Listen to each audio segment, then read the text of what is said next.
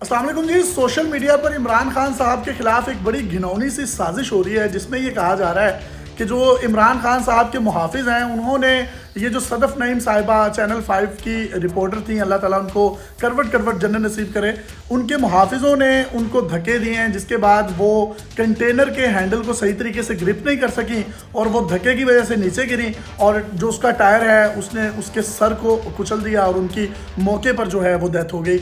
इसमें 1% भी सदाकत नहीं है, ये सब कुछ झूठ पर मुबनी है।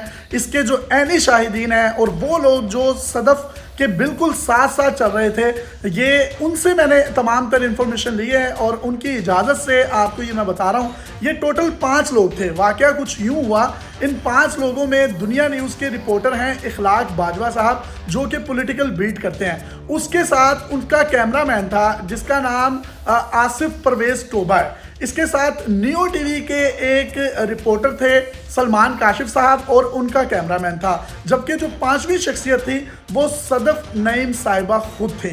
हुआ कुछ यूँ कि सबसे आगे इखलाक बाजवा साहब जो हैं वो भाग रहे थे कंटेनर के साथ साथ। ये पीछे तकरीबन 3 से 4 किलोमीटर से पैदल चलते हुए आ रहे थे, जिसके बाद कंटेनर की थोड़ी सी स्पीड बढ़ी और इखलाक बाजवा साहब ने भागना शुरू कर दिया। इखलाक बाजवा साहब के बिल्कुल पीछे कंटेनर की जो ड्राइविंग सीट है और पीछे जो कंटेनर लगा होता है उसके दरमियान एक गैप होता है, वहाँ पर 2 मुहाफिज थे खान साहब के, जो कि ऑलरेडी जिन्होंने अपनी जो है जगह संभाली हुई थी। उन 2 मुहाफिजों के पीछे नियो टीवी के रिपोर्टर सलमान काशिफ और उनके कैमरामैन थे। उसके पीछे बाजवा साहब के जो कैमरामैन हैं आसिफ परवेज़ टोबा साहब वो थे और उसके पीछे ये सदफ नईम साहिबा थी।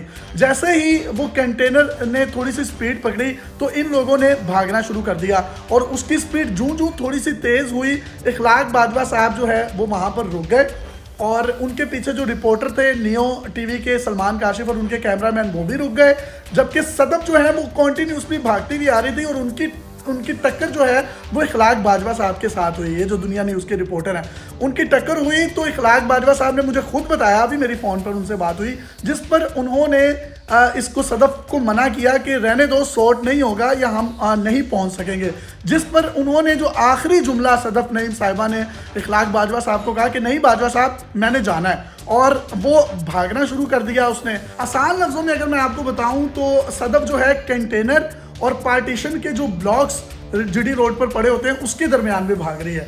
अब कंटेनर की स्पीड ज़्यादा हुई है और सदफ ने भी अपनी स्पीड थोड़ी सी तेज़ कर ली है भागने की, और मीनवाइल वो ऊपर देख रही है कि शायद कोई उसको देख ले और कंटेनर को रुकवा दे या ड्राइवर जो है कंटेनर को रोक दे। जब वो ऊपर देख रही थी उसका दायां पाँव उस वो जो पार्टीशन वाले वहाँ पे ब्लॉक्स पड़े हैं उसकी नीचे ढलान होती है, उस पर उसका पाँव आया दायां, वो स्लिप हुआ जिसकी वजह से वो ट्रक के नीचे आ गई और ट्रक जो है वो उसके ऊपर से गुजर गया। इसी दौरान पीछे से 20-25 सेकंड के बाद जो मनाजिर इखलाक बाजवा और उनके कैमरामैन देख रहे थे वो भागते हुए आए आसिफ परवेज़ टोबा साहब। उन्होंने शोर मचाना शुरू कर दिया कि ये तो सदफ नईम है, जिस पर फौरी तौर पर जो कंटेनर है वो रुक गया। उसके ड्राइवर को भी महसूस हो गया होगा कि शायद कोई नीचे आया है या टायर किसी चीज़ के ऊपर से गुजरा है। फौरी तौर पर कंटेनर रुका। उसके बाद वो क्योंकि वीडियो बना रहा था आसिफ परवेज़ टोबा, जिस पर मुहाफिजों ने उसको मारना शुरू कर दिया क्योंकि उनको नहीं पता था कि कोई नीचे आ चुका है। इसी दौरान जब शोर शराबा हुआ फिर खान साहब ऊपर से कंटेनर से खुद नीचे आए और वो काफ़ी अफसरदा थे। मुझे इखलाक बाजवा ने यह भी बताया कि फिर खान साहब वहाँ पर तकरीबन कोई 20-25 सेकंड एक सख्ते में रहे।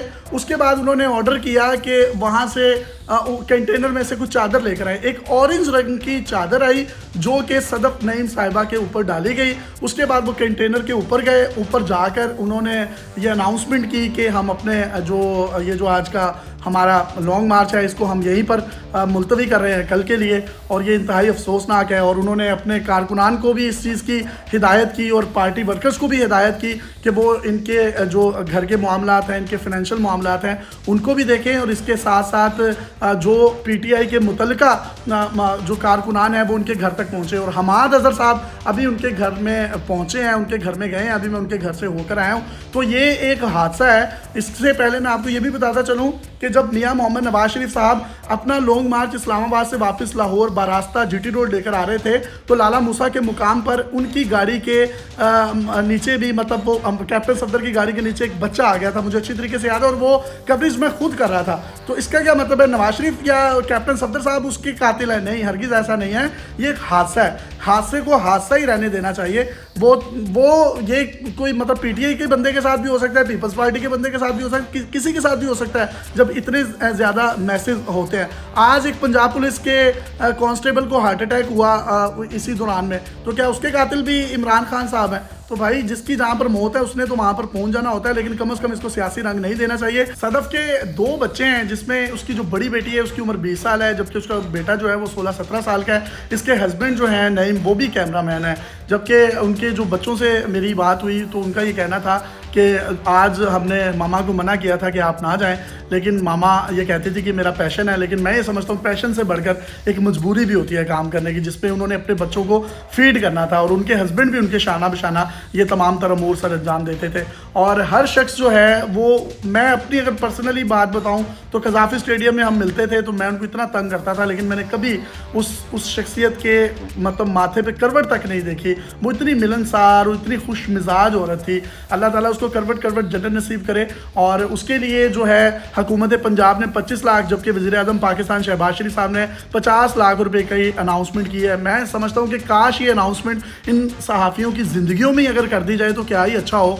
ये फिर इससे ये रियासतें कम और इंश्योरेंस कंपनियाँ ज़्यादा लगती हैं, जो कि जिससे मुस्तफ़ीद इंसान सिर्फ मरने के बाद ही हो सकता है, उसके लवाहिक ही नहीं हो सकते हैं। तो ये एक अनमोल हीरे हैं। अरशद शरीफ साहब के बाद अभी सहाफ़ी बरदरी के पहले वाले ज़ख़म जो हैं वो भरे नहीं थे, वही हरे थे कि एक और ज़ख़म जो है हमें मिल गया है। और मैं रिक्वेस्ट करूँगा अपनी तमाम फीमेल जर्नलिस्ट कम्युनिटी से कि ख़ास तौर पर वो अपनी जान माल की पहले हिफाजत को मुकद्दम रखें, प्रायोरिटी रखें। रेटिंग्स के चक्कर में ना पड़ें कि हमने पहले एक्सक्लूसिव खबर देनी है। खबर वो जो आपने दे ही देनी है, तो खबर देने से बेहतर ये नहीं है कि आप खबर बन जाएं। खबर बनना इंतहाई जो है वो मैं समझता हूँ कि अफसोसनाक होता है। मेरे पास अल्फाज नहीं है। अल्लाह ताला सदफ को करवट जन्नत दे, उसके घर वालों को सब्र जमील अता करे। और इस सानहे में यकीनन बहुत से लोग हम उसको मिस भी करेंगे, लेकिन हमें अपनी ज़िम्मेदारियाँ भी अदा करनी है। और अगर हमें कोई हुकूमती शख्सियत, अगर कोई रिपोर्टर बेचारा गरीब पुरवा है, उसकी कोई थोड़ी सी माली मुआवनत कर देती है कोई हुकूमत, उसका फ़र्ज़ है, पूरी दुनिया में किया जाता है, तो हम अनफॉर्चुनेटली उन लोगों को लफाफा कहना शुरू कर देते हैं। तो काइंडली हमें अपने रवैयों पर भी थोड़ी सी जो है वो करनी चाहिए, रिव्यू करना चाहिए। क्योंकि अगर किसी पर जुल्म होता है, किसी पर बर्बरियत होती है, तो ये रिपोर्टर्स, ये जर्नलिस्ट ही हैं जो उनकी आवाज़ बनते हैं। और अगर ये आवाज़ ना बने तो फिर उसके बाद गिला शिकवा फिर इन जर्नलिस्ट पर आता है कि आप लोगों को अल्लाह ने पावर दी है, आपकी बात सुनी जाती है, तो इक़्तिदार के वानों तक आप हमारी बात को क्यों नहीं पहुंचाते। वो पुलिस की ज़्यादती हो, या वो कोई डाका जनी हो, वो कोई डकैती की वारदात हो, वो किसी के साथ जुल्म हो, वो कोई कत्ल की वारदात हो, हम लोग मजलूम के साथ खड़े होते हैं, हम जालिम के ख़िलाफ़ खड़े हो जाते हैं। तो आप लोगों को भी कम से कम चाहिए कि हमारी जो ड्यूटीज़ होती हैं उसमें, ठीक है हमसे भी कहीं कोई गलती गुस्ताखी हो जाती होगी तो उसको अल्लाह के लिए जो है वो माफ़ कर दिया करें।